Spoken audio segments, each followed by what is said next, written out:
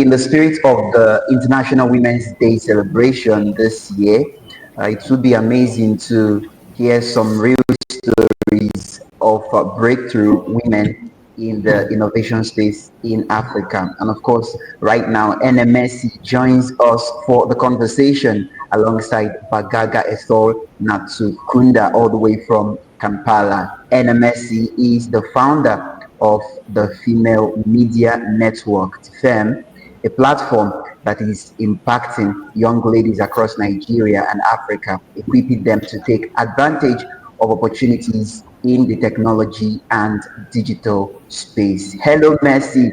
It's good to have you. Thank you so much, Samuel. So good to be here. And of course, we have Bagagga Ethol Natukunda joining us all the way from Kampala, Uganda. She is the founder of EcoErudites Uganda, an organization that is championing biogas uptake. Ethol, good to have you join us. How is Kampala, by the way? Kampala is really hot right now, very hot. But we Yeah, are I think it's managing. same thing Yeah. here actually.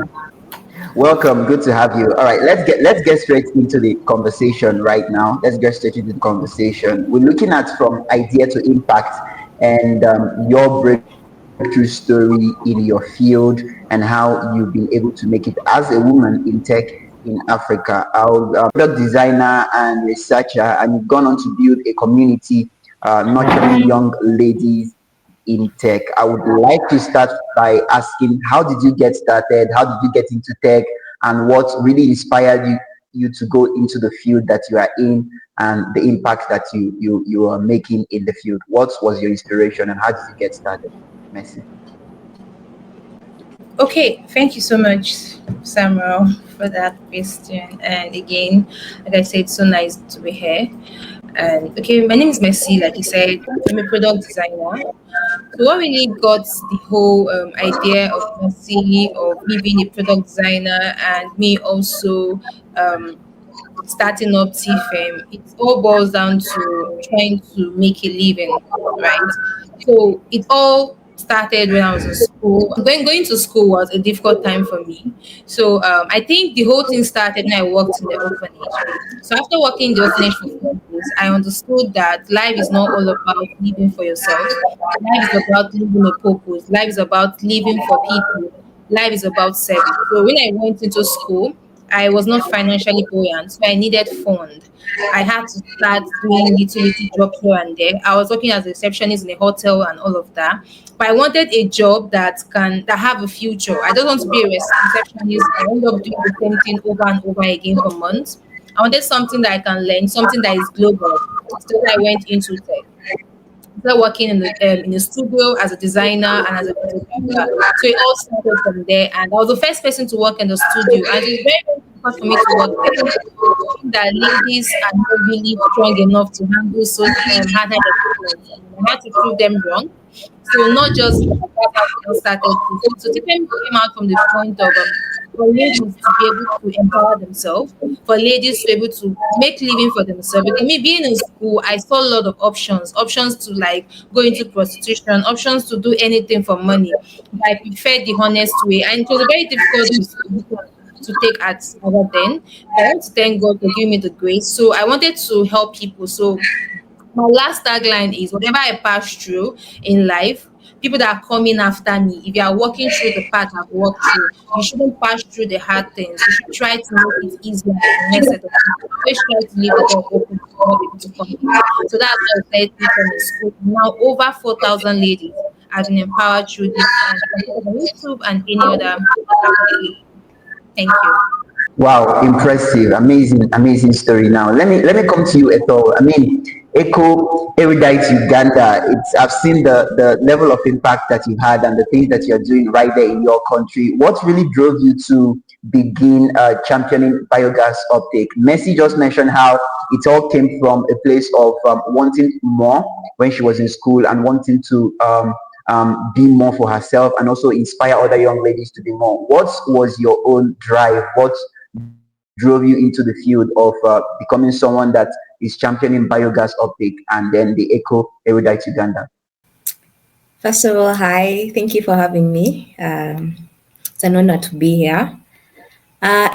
EcoErudites is the story behind EcoErudites is really very personal. It's mostly because in our country right now we have like over 70% of households using charcoal and firewood. And that was the same case for me growing up. We used mostly firewood to cook. And I remember my sister at the time sort of had asthma, and any kind of smoke always triggered the nasal congestion, and yeah, there was always an attack. And every time she had an attack, she had to go to hospital. So every time there were always those expenses to be met simply because she came into contact with the smoke.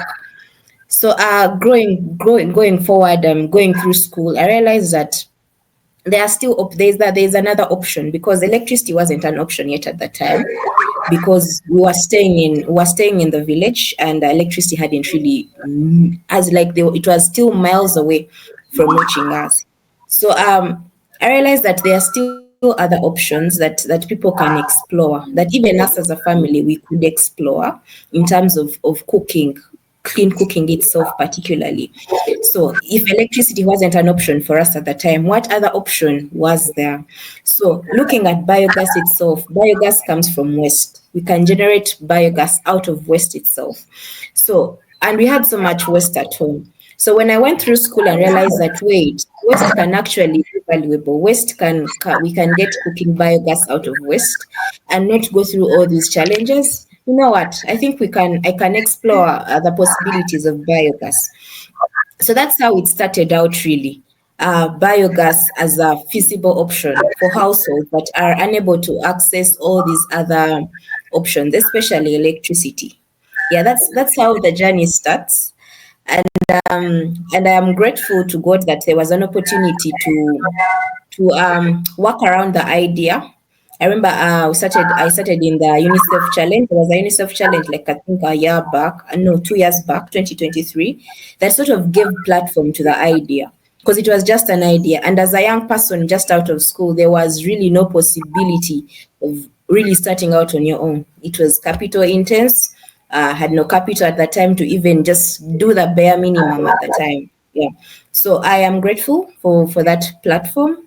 And I'm grateful that this UNICEF walked with me throughout the entire journey of just being an idea, biogas being an idea that we could explore.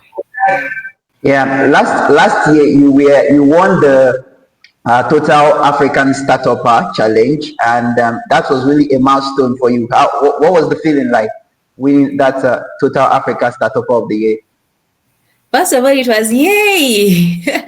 we because winning Total, it wasn't just a win. Winning Total came with a grant financing that had no strings attached. It wasn't a loan. You have to make back the money and take it back. It was just financing that came through to help push the work we are doing. Yeah. So the feeling was it was really humbling at the time because that meant that there are people out there that actually believe in the work we are doing. Because winning Africa, you had to first win your country. Like you win at country level. You of course you do the pitching, then they get the winners at country level in the power up category. Now, when you win in your country, now now you qualify to for the Africa bid, where they evaluate all winners from each country and they have to choose the best. Now, the interesting thing with this is that a jury sat in France and evaluated all the projects in Africa, and I realized, and they were like, you know what, this project is good. It is really good enough to come up on top as Africa. So for me, it was really humbling because that meant that people believe in the work we are doing. People see the good that can come out of it, and that there is potential.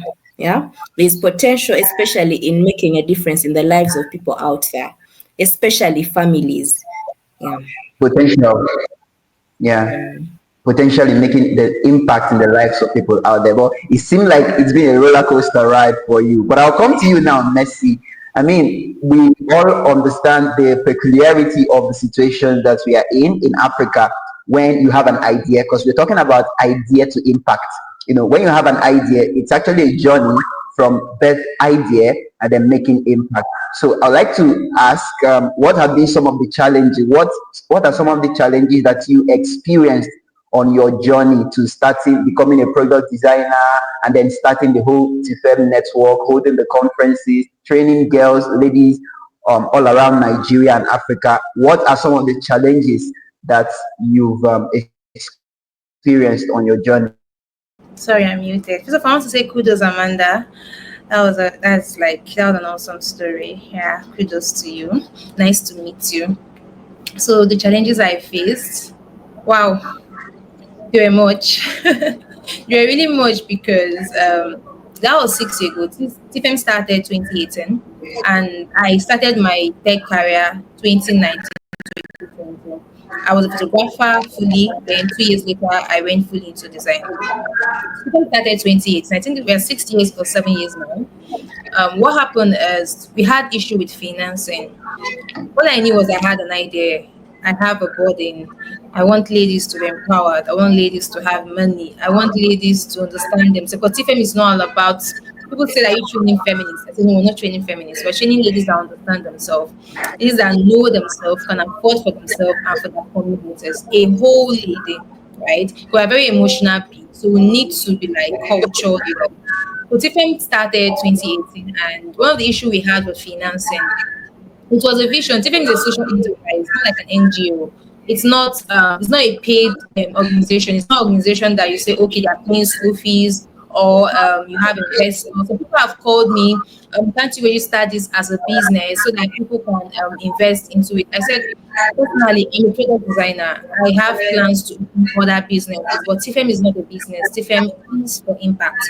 TFM is for training ladies. It's a body. It gives me sense of fulfillment. So the first thing we had was financing. So I had to reach out to friends. Please, we're about to organize this event. We're about to do this. Please, can you help us sponsor it? I was like literally begging, right? We just turned to a corporate beggar. So after that, I started developing my own money. So whenever I make money, I keep something aside for defense. So there's always some percentage of my own money I keep for defense. Then my teammates all also try to join together. So they're really challenging in terms of finance. That was one. Then secondly is balancing everything. Remember, I have a life, I have a family. I was a student then. I was in food, so I was studying public health. I had school. I had my school fees to take care of. But yes, I have thousands of ladies that are there. So at the point, I was like, "Maybe this is the right thing to do. You have many things, you have many obligations. Are you sure this is the right thing to do?" But I was like, I've already started. I cannot stop now. It will be harder to continue after I stop. So deep 2 years like down the line after we started, I felt like at the point it choked me. I was like, are you sure this vision will actually hold? I want to God that to keep bringing people to my way. We went for a competition to earn money and all. On reaching there at the final stage, they said they're not going to give us the money because we are not a business. Like that hurts me. That really hurts me, and I stopped applying for any competition.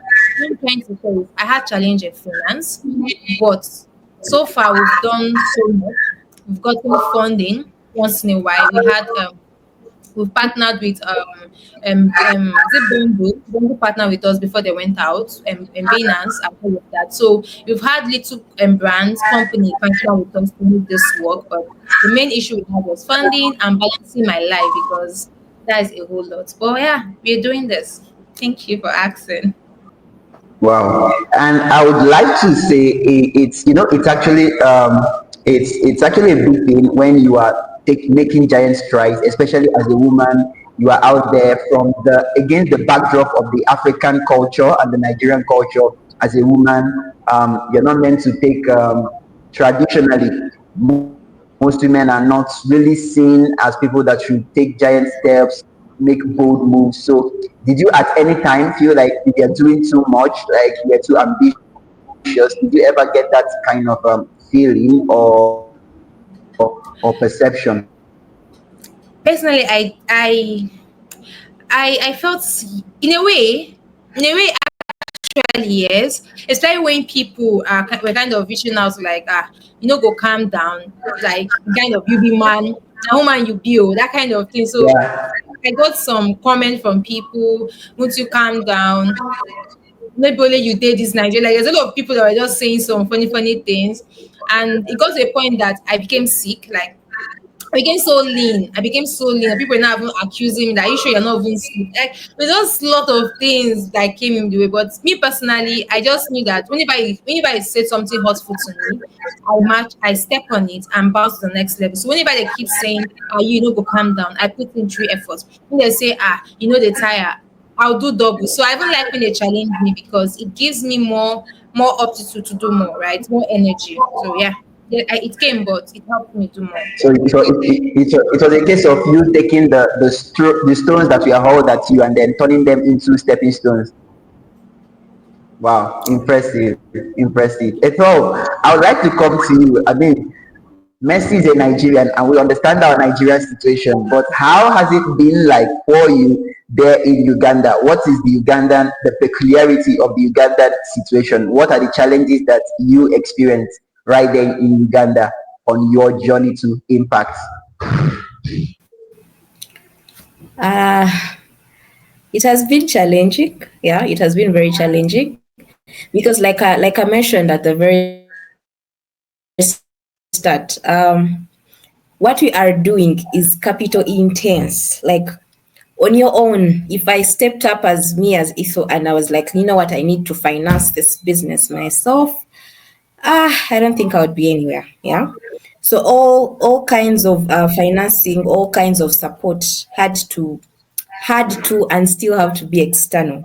Yeah. To kind of push the work we are doing. Now the challenge right now in my country is that if you have an idea, it is really very hard to get financing. There are very few organizations that come around to just support people that still just have an idea.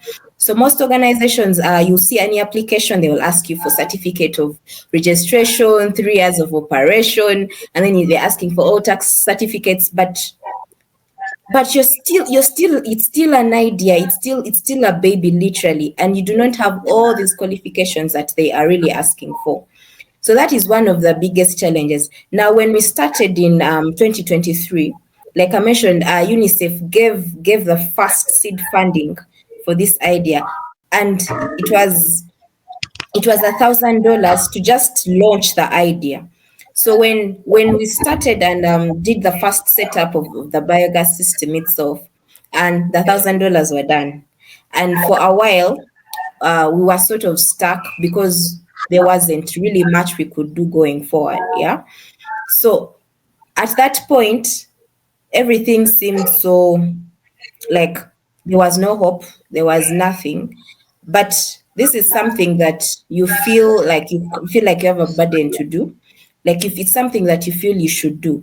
But right in that moment, there's nothing you can do because the capital to finance it is not there. I remember I was just out of campus. Of course, during campus, the possibilities are high. You'll get a job and you get all these things. But now, out of campus, and the reality is staring back at you. So that was one of the biggest challenges. Pushing forward, raising finance, amidst of just having an idea. Yeah. So even when we sort of started scaling up, there was a challenge in tech. Remember, this is an Wow. idea. It is sort of still a bit. I wouldn't say new or it's still a baby, but it is something that has come new in the market. So meaning all the technology in the market, all the equipment that should help the project in the market is not available. So that is an issue of incompatibility. You have an idea, but it is incompatible with the available technology. So now you are at a point where you have to outsource all the equipment, all the Wow. material that is needed to get this work going. And of course, now if you start talking export, if you start talking not export, import of all equipment, then that even broadens all the financial requirements. Yeah. So there was that challenge. And then of course, Yeah. now if there's a challenge of the equipment, now the human resource, all the technical people to help with this work, Yeah. especially in line in line with the biogas packaging itself. Yes, we do biogas setups for those, and we do the pipings directly to kitchens. But now the process of getting this biogas packaged into a can that can be used by someone in a hostel, like a student, because they do not have space for a really large system. But that entire process alone is so technical that you needed the right expertise. But like I said, this is something that is a bit new in the market. So the expertise is not really there. Yeah. So there were those challenges. They are still there actually that we have to keep navigating. I remember at some point we had to have a sit down with someone from Thailand, and you'd be like, this is what we're doing. What advice would you how do we proceed? And I remember their invoice. I looked at the invoice and I was like, what? This is really, really huge. Yeah. So those are some of the challenges that have been like, I think I could go on and on, but those have been the Yeah. biggest pertinent issues that I have had to deal with in this journey. Yeah. And I think the kind of challenges that you've encountered are peculiar, being the fact that you deal more with physical products and services, right? Yeah. And Mm. so there is manpower, that's the place of the technicalities, as against the Mercy, who does more of intellectual products like training people. It's glad to know that you were able to still do what you wanted to do amidst all these challenges, and that is why it's actually a success story. Before we wrap up the conversation, I mean, it's International Women's Day, and the theme for this year's International Women's Day celebration is accelerate action. And what do you think for young ladies across Africa that are that are having ideas? What do you think? What would be your word for someone that is looking forward to go into a particular field in tech and to make impact like you've made? What would be your advice, and what would be your word for them? Okay, so my when I say advice, I won't give any motivation. But my advice is straightforward. Everything in life starts from within, right? Whatever is you see out here, whatever you are seeing, it starts from the inside one person, then group of person, then you see everything life. So my advice is discover yourself, find yourself, discover your purpose, find a problem that is very particular to you. Find something within your environment, within your community. Is there anything that's after the first step of discovering yourself? Discover your own self. Like once you discovered yourself, then you will now know what you don't like. Then within your community, within your family, what is that thing that is like a burden to you? Whenever you look at it, you feel this burden. You feel like in terms of Amanda, it's so, the lack of power and all of that. She held on to it even the way it affected her sister. So my own aspect was that factor of not having money as a woman.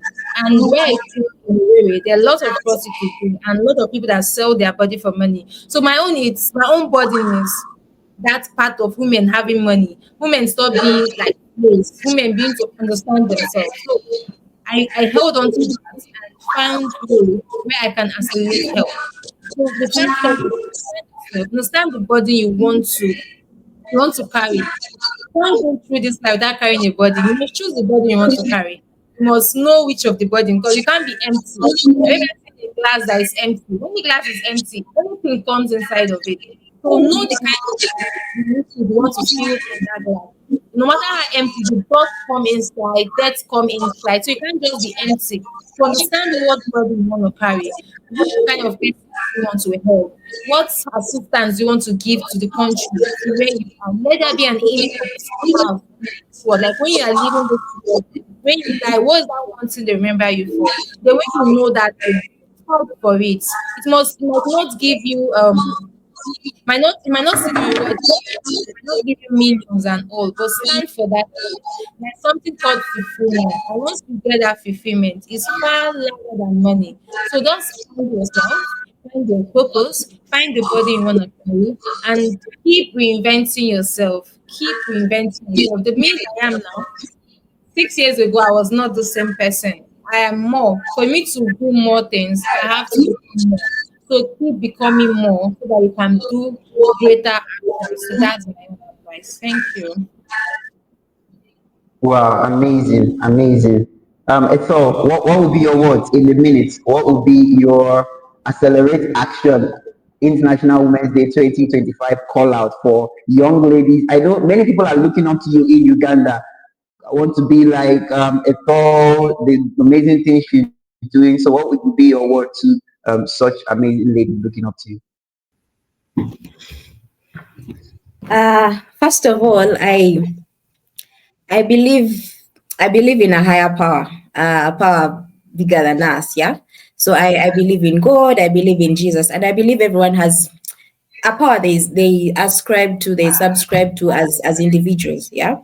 So for me, I would say that whatever higher power you believe in, if it is God or if it is Jesus, for me, I think hold on to it. I think with your firmest grip, because truth is, whatever you are planning to do, there is only so far you can go. Yeah. And most people tend to doubt this or what and say all these kinds of things, but hold on to that power you believe in with your firmest grip, because there are certain things only God can there are certain things only God can do through you. There are certain places only God can take you to. And if it's accelerating action, it is, you need that help, you need that power by your side. Yeah. And I would say that hold on to it, hold on to it, and let it guide you, let it guide you.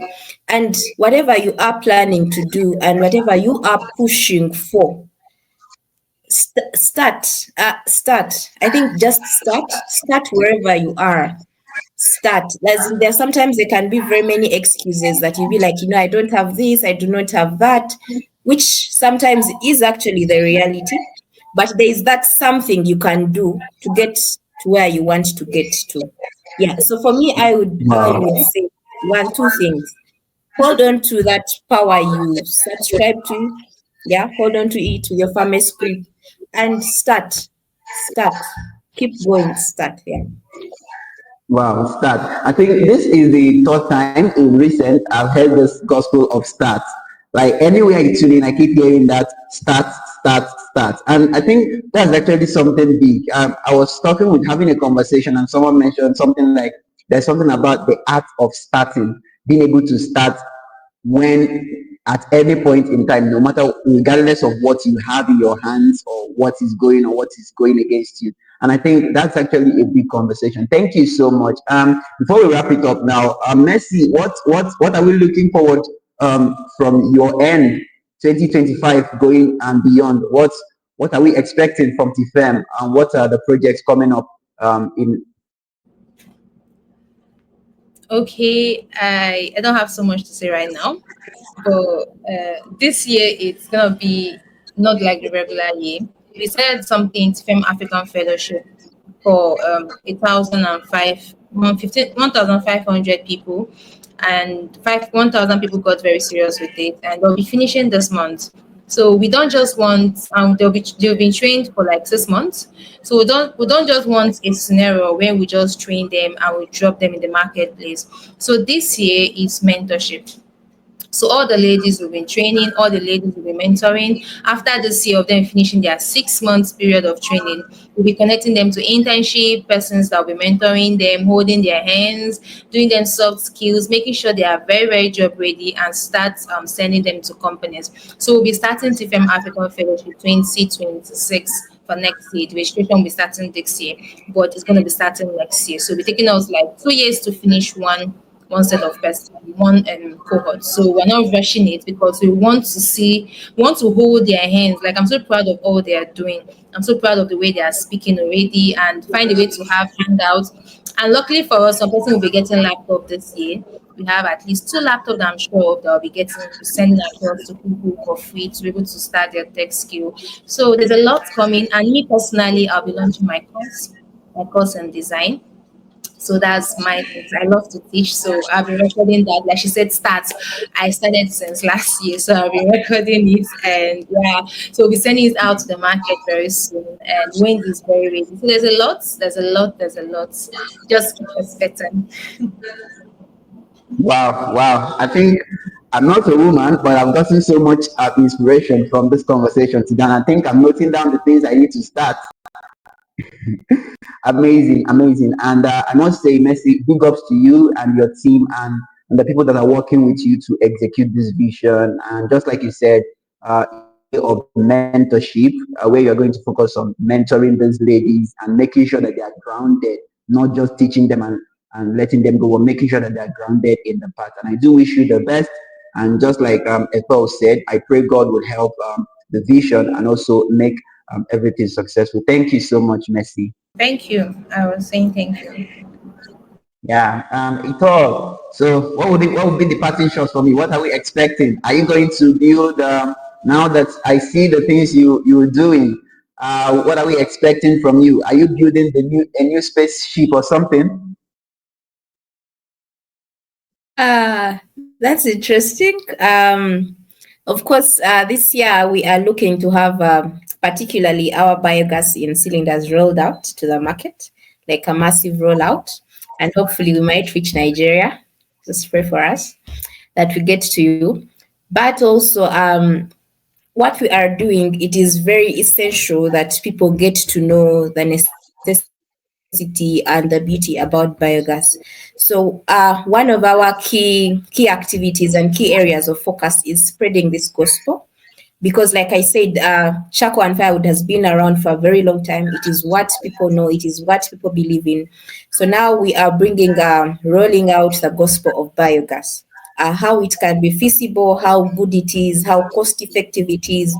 So those are some of the two areas I'm focusing on this year: getting people to first of all understand the beauty about biogas, and second of all, having our biogas in cylinders rolled out to the market at like a massive rollout. Yeah.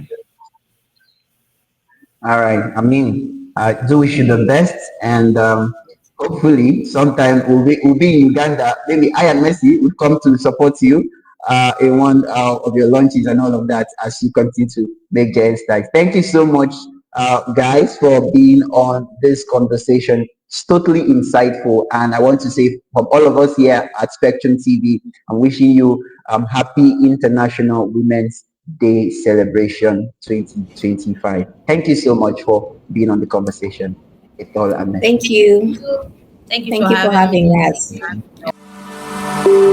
us.